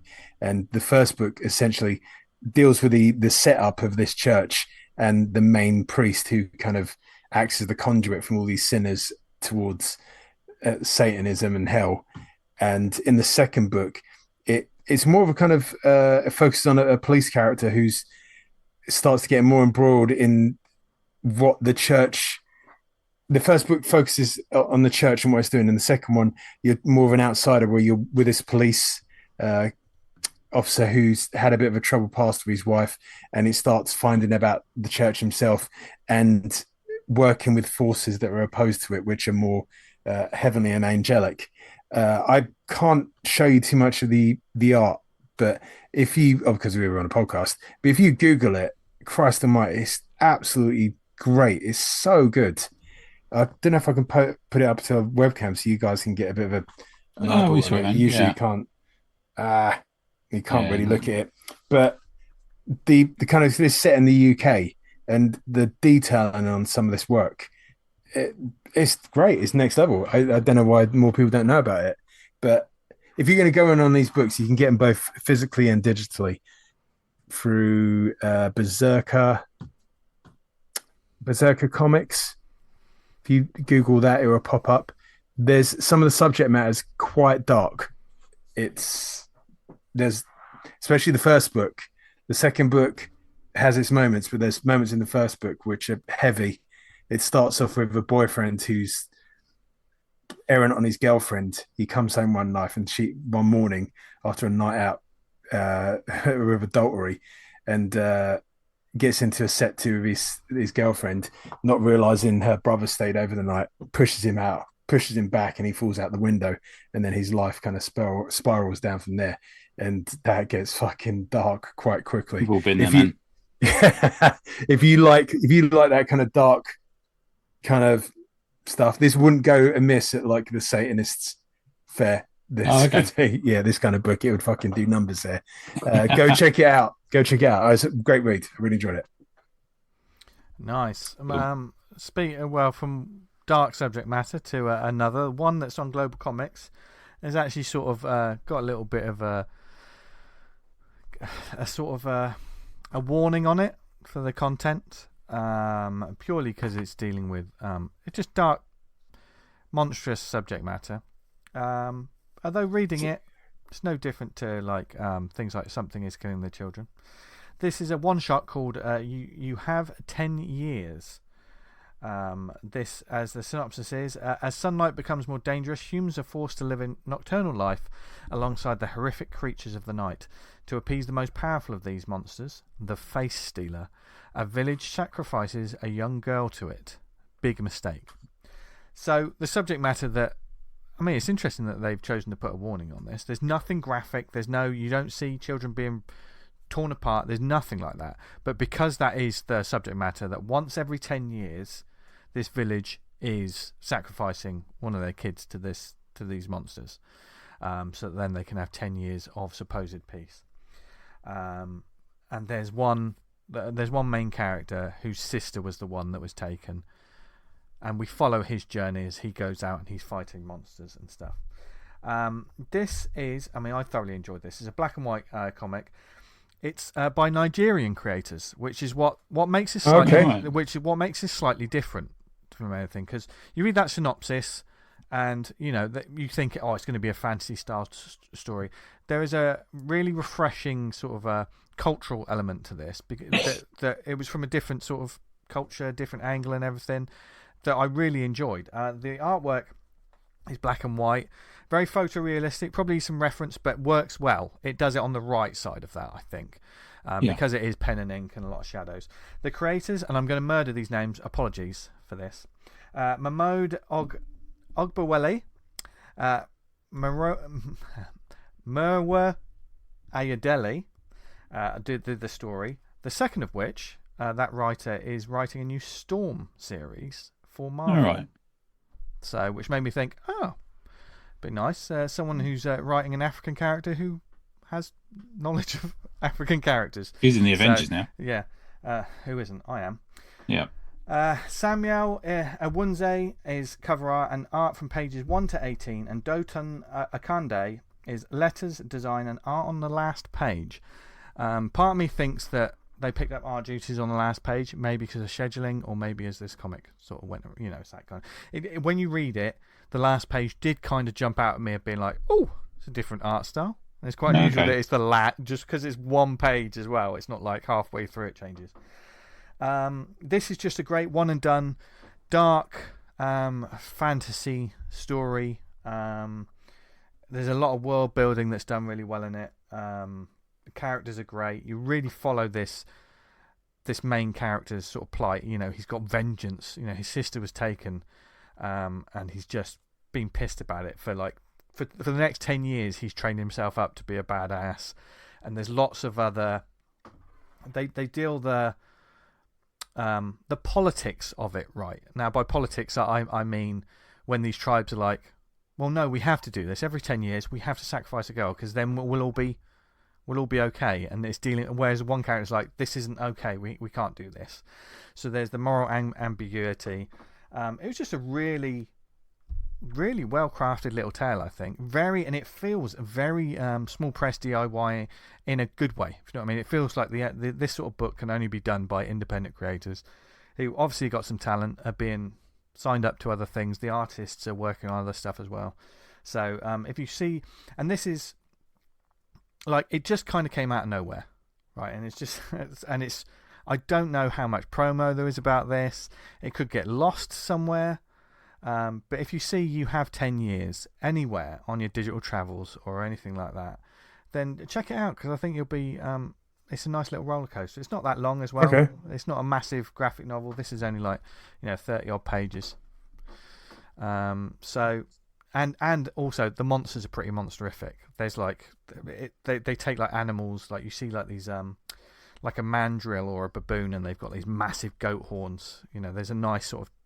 Animals are not what they seem, because there's these shape-changing creatures. It's just really good stuff. It's good sort of, especially with Halloween and October just around the corner. That sort of spooky tale. Mandrills are motherfuckers, aren't they? They're fucking nightmare fodder. So as soon as I saw the picture of them in this, I thought, yeah, well, that's me not sleeping, because they are fucking horrible. Anyway, so that's my one. Tony, what else you got? Yeah, so last one. I've got to talk about this. I can't remember if I've talked about the first two issues, but Hate Revisited issue 3, Peter Bagg from Fantagraphics. Seems to be coming out monthly, this. I'm not sure. That's pretty impressive. Easily one of the first things I read every week when it comes out. Easily one of the best things on the shelf in the comic shop. And easily one of my favourite series ever is Hate. I did an NIA with it with Dave Robertson. We just talked about how much we love Buddy. It's back to the elasticated features of these characters. If anyone's sort of aware of Peter Bagg's style, which he should be, he just does this sort of super. He's very influenced by Mad Magazine, but it's almost like Mad Magazine, but for an underground market and out of Fantagraphics. It's got two elements to it, well, three actually. In the main Buddy story, Buddy being the main character, Buddy's this everyman. Buddy's this person we all are. Buddy's this man who's just angry at things and lazy about things and drifts through and finds himself married. And anyway, but part of it, the part in flashback is all in black and white, and part in present is all in colour. And it does actually have a thread of a story that's going through it. I referred to Stinky, who's the character who is dead in the present day, but is alive in the past, mostly, as the comedian of Hate. And I meant that in a Watchmen way, because there is this kind of central death mystery thing going on, albeit in Peter Bagg's own inimitable way. He's massively argumentative at points, but he just goes off. His face can fill the whole page, with this sort of strange eyeless features, hair covering his eyes a lot of the time. Add to that, there's always a sort of one pager on the back, nice little colour one pager. But there's also this character called Stretch Pants. It's this weird character who has a page on the black and white page on the inside cover. Yes, that is what you think it is, Rory. There, and he has a sort of black and white cover on the back as well, which is just a strange thing. But no one is safe in the world of hate. No one stands not to have the piss taken out of him, no matter who you vote for or what side of whatever argument you're on. But you can tell that Buddy, and let's face it, perhaps Peter, is a little fucking pissed off with these people who are obsessed with what genitalia people have. He just does this like massive piss take. Why are you going on about it so much? Nobody cares. It's almost like that by these people obsessed with it. In the most bizarre Bagg cartoons you'll ever see, but glorious. I think there's been a couple of shorts stockwise in shops, but grab it if you can. It's just like a walk back into the 90s, into the early 2000s for me, but it's also fresh as well. So there's a fresh feel to it. It's massive satire as well, and you will love it. So that's my second one. Hate Revisited. Get issues 1 to 3. They're out at the moment. 4 will be long soon, I guess. There you go. Wow, nice one. Well, that's an awful lot of comics for people to add to their lists and to check out. And this time has flown by. Rory, as always, it's been an absolute pleasure. Yeah, it's great. Oh, God. Great to have you along. Yeah. I'm stuck. Thanks for having us, and thanks for all your support as well. Continued don't be support. silly. No problems, man. Yeah, that's what we do. It's amazing. It's absolutely amazing. And can't wait to see it, man. To be fair, we have seen it because you said it to us, but I can't wait to see when people get it in their hands and stuff. Looks great. Yeah. Brilliant. I can't wait to get it. I can't wait to put it in your hands. Well, we'll put that on a shirt. That's another bit of merch for the 500th. Yeah. Speaking of which, I wanted to thank. Oh, sorry, Vince. I was just going to say I wanted to thank you guys as well from last week for putting it. I think it was last week you put us on to. Is it Junkyard Joe? Oh, yes, mate, God, one of our favourites. I've only just started it, but wow. I finished that this week. It's amazing. I'd love to see a version of him by you. Yeah, that'd be amazing. Yeah, that'd be nice. Yeah. Yeah, we were discussing that earlier this week, actually, Rory. We were talking about how much we loved it and kind of we hope that it stays dormant for a little bit before he comes back. You have to, when you get to the end of the book. Killed. Yeah. We know he's part of a bigger universe, but it's sort of like the way that book ends is just... Yeah, exactly. Sometimes you've got to walk away. John's plays with my emotions after that incident with the dog a couple of weeks ago. I don't want it happening again. Yeah. I still need to read Geiger number 5, wasn't it? Yeah. I think so. Yeah.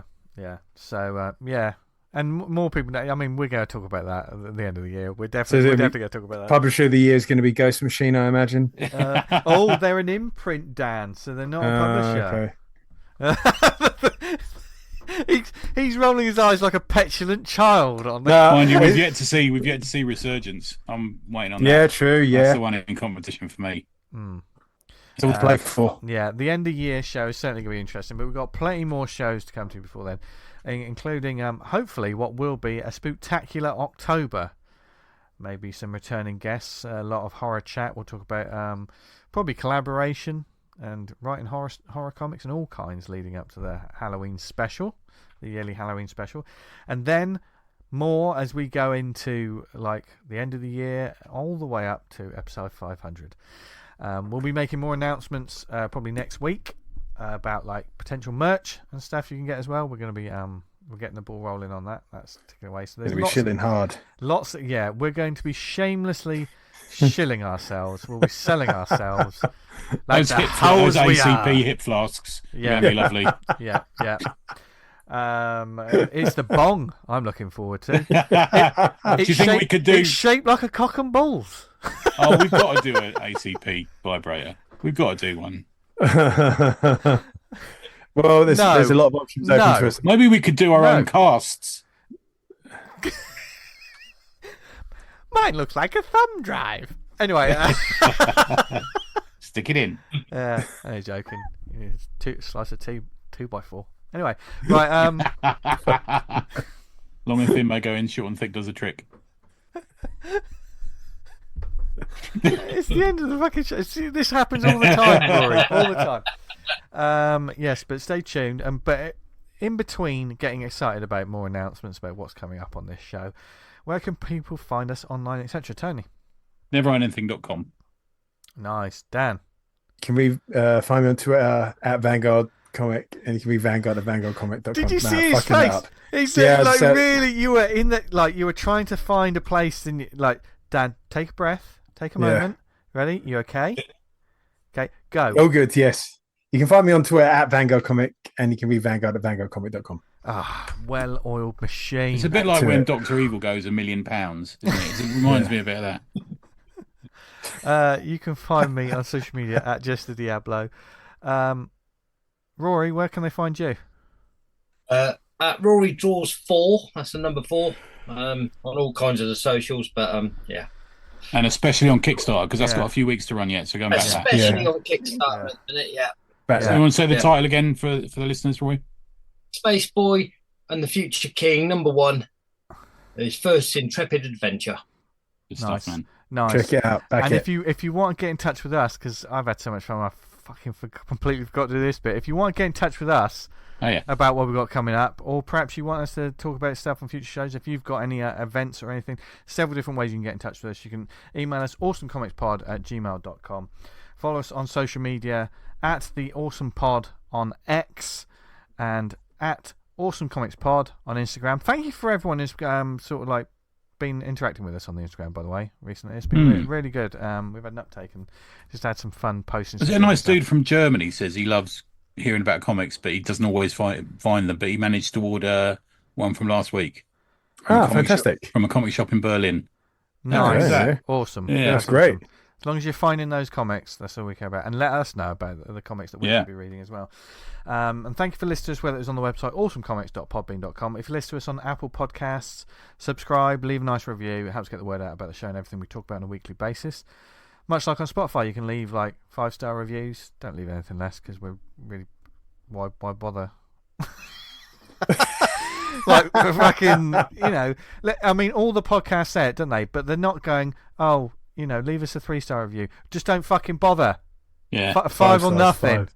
There you go. I'm the only person in the game that's got the fucking balls to say it. Real.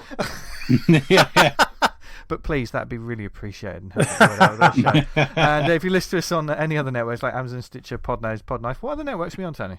Well, funny enough, you're on the network that you prompted me to remember earlier, Vince, which is called You're Probably Thinking That Joe Has Awesome Kneecaps and Pretty Spectacular Calves. Oh. Please buy my books. Oh, dear. Just to let you know, it's not any relation to my real life. It was something else. Oh, no, I didn't mean it. No, it wasn't meant to be. No, she'd murder me. She carries a knife in her sock. Yeah.